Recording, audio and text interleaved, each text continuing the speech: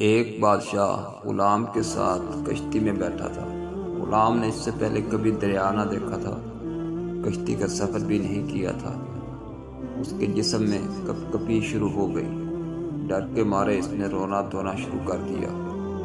اس کے اس رونے پر بادشاہ کو تکلیف ہوئی۔ اسے چپ کرانے کے لیے کوئی تدبیر سمجھ میں نہیں آ رہی تھی۔ اس کشتی میں ایک دانا بھی تھا۔ اس نے بادشاہ سے کہا کہ اگر آپ حکم دیں تو اسے چپ کرا دوں۔ بادشاہ نے کہا بڑی مہربانی ہوگی۔ اس دانا کے اشارے پر ملازموں نے غلام کو دریا میں پھینک دیا۔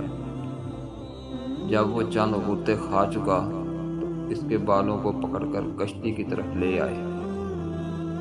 اس نے کشتی کے پچھلے حصے کو دونوں ہاتھوں سے پکڑ لیا اور پھر کشتی کے ایک کونے میں دبک کر بیٹھ گیا۔ بادشاہ کو یہ تدبیر بہت پسند آئی۔ دانا سے بادشاہ نے پوچھا کہ اس میں کیا حکمت تھی؟